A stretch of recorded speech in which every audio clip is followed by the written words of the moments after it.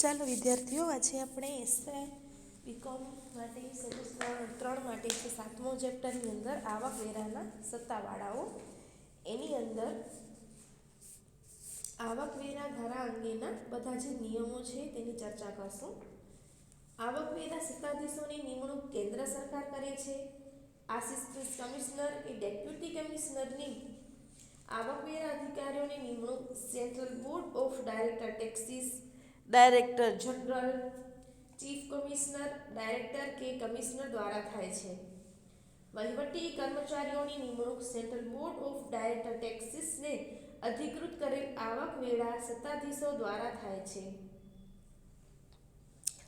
આપણે central Board of director taxes અંગેના જે રૂલ્સ છે એની ચર્ચા કરીએ, એની આપેલી સત્તાઓ અંગેની ચર્ચા કરીએ.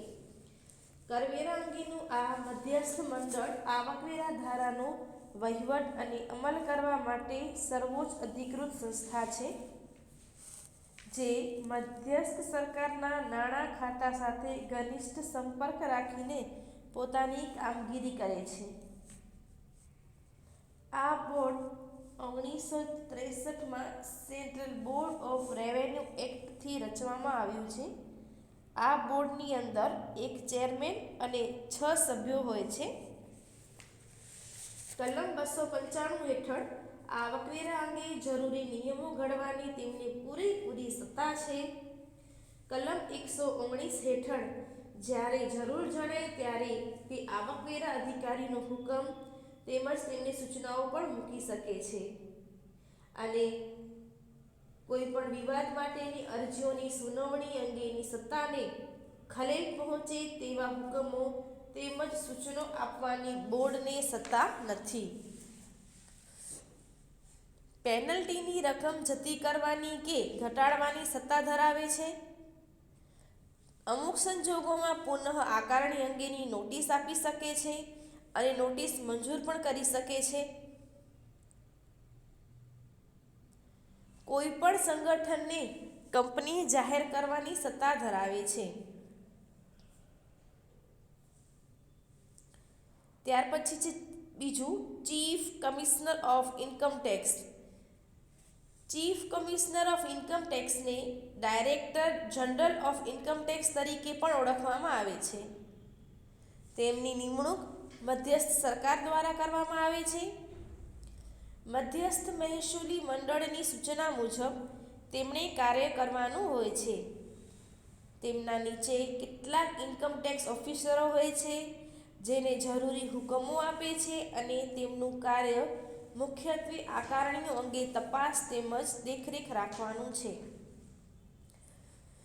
Chief commissioner of income tax પાસેની સત્તાઓ છે, જેવી કે આવકવેરા અધિકારીઓને સૂચના આપવી, છુપાયેલી આવક અંગે તપાસ કરવી, દરોડા પાડવાની સત્તા, હિસાબી ચોપડા મંગાવવા, ધંધા કે વ્યવસાયના સ્થળે તપાસ કરાવવી, જરૂરી માહિતી એકત્ર કરવી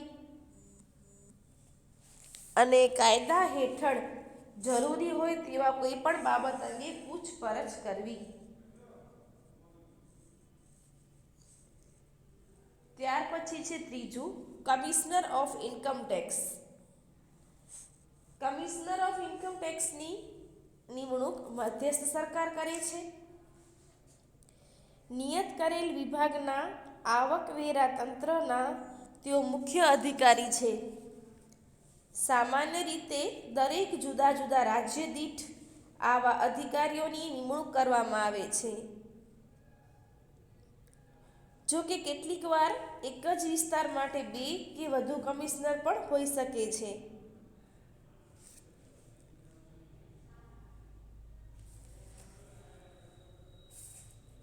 કમિશનર ઓફ ઇન્કમ ટેક્સને મળેલી સત્તાઓ: કોઈ પણ શખ્સને હાજર રહેવાની ફરજ પાડવાની તથા તેને સોગંદ ઉપર તપાસવાની, તપાસ પંચ નીમવાની, કોઈ કોઈપણ શખ્સના ચોપડા તથા દસ્તાવેજો રજૂ કરવાની ફરજ પાડવાની,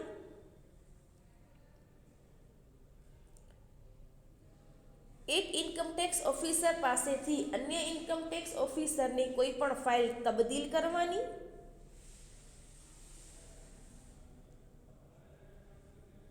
તેઓ રિફંડ આપવાનો સમય લંબાવી શકે છે, મુદત પૂરી થઈ ગયા પછી પણ પુનઃ આંકડીની નોટિસ કઢાવી શકે છે અને ફરીથી ઓર્ડર પણ કઢાવી શકે છે. ત્યાર પછી છે ડેપ્યુટી કમિશનર્સ. ડેપ્યુટી કમિશનર્સને ડાયરેક્ટર ઓફ ઇન્કમટેક્સ તરીકે પણ ઓળખવામાં આવે છે.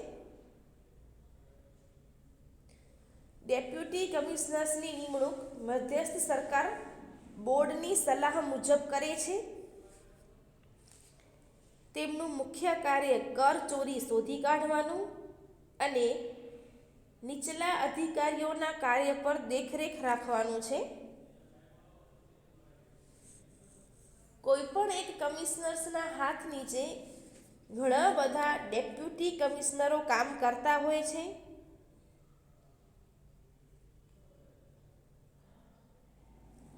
ઘણી વખત કોઈ મહત્વના કેસો હોય અથવા તો કોઈ અટપટા કેસો હોય ત્યારે કમિશનરના હુકમ અનુસાર ઇન્કમટેક્સ ઓફિસરોની ફરજો પર બજાવવાની રહે છે.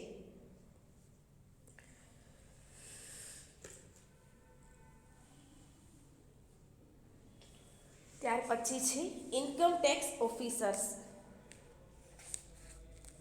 ઇન્કમટેક્સ ઓફિસર એ બે પ્રકારના હોય છે, પહેલા વર્ગના અને બીજા વર્ગના. પહેલા વર્ગના ઓફિસરોની નિમણૂક મધ્યસ્થ સરકાર દ્વારા કરવામાં આવે છે. બીજા વર્ગના ઓફિસરોની નિમણૂક કમિશનર ઓફ ઇન્કમટેક્સ દ્વારા કરવામાં આવે છે. આવકવેરા અધિકારીએ આવકવેરા કમિશનર, ઇન્સ્પેક્ટિંગ આસિસ્ટન્ટ કમિશનર તેમજ ડાયરેક્ટર ઓફ ઇન્સ્પેક્શનના હાથ નીચે ફરજો બજાવવાની રહે છે.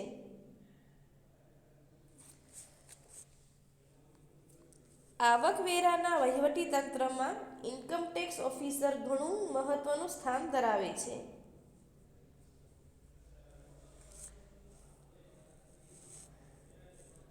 કોઈ એસએસસી આવકવેરા અધિકારી મોકલેલ ઓર્ડરથી અસંતોષ હોય તો ડિમાન્ડ નોટિસ મળ્યા તારીખથી 30 દિવસમાં આવકવેરા કમિશનર સમક્ષ પોતાનો વાંધો રજૂ કરી અને અપીલ પણ કરી શકે છે.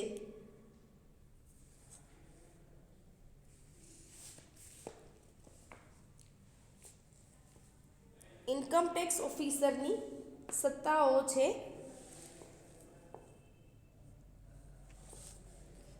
આકારણી કરવાની સત્તા, એસએસસીને તેના હિસાબો ઓડિટ કરાવવા માટે આદેશ આપવાની સત્તા, કાયમી ખાતા નંબરની ફાળવણીની સત્તા. કાયમી ખાતા નંબર એટલે પાન કાર્ડના જે નંબર છે તે. માહિતી મંગાવવાની સત્તા,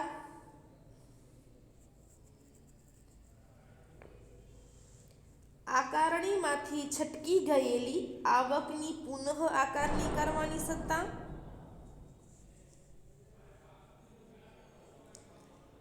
એસએસસીએ સ્વયં નિર્ધારણ મુજબ નહીં ચૂકવેલ આવકવેરા અંગે પેનલ્ટી લેવાની સત્તા,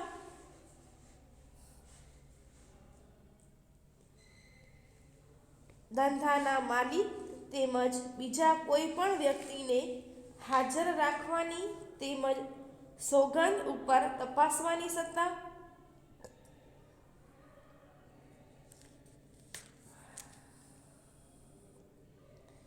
ટેક્સની ચૂકવણીમાં કસૂર કરનાર પાસેથી પેનલ્ટી લેવાની સત્તા,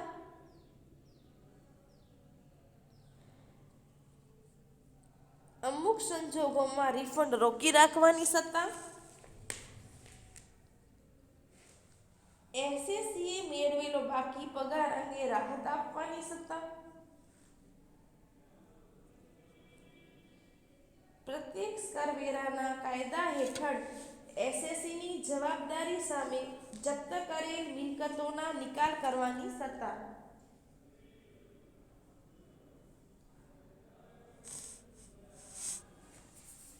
ત્યાર પછી છે ઇન્કમટેક્સ ઇન્સ્પેક્ટર્સ.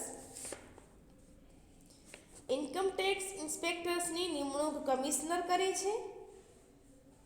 તેમણે ઇન્કમટેક્સ ઓફિસરની દોરવણી માટે કામ કરવાનું રહે છે. ઇન્કમટેક્સ ઇન્સ્પેક્ટર્સનું મુખ્ય કાર્ય નક્કી કરેલા વિભાગમાં ફરીને આવકવેરાને પાત્ર શખ્સોને શોધવાનું તેમજ ઇન્કમટેક્સ ઓફિસરની સૂચના અનુસાર વોર્ડમાં ફરીને માહિતી આપવાનું રહે છે.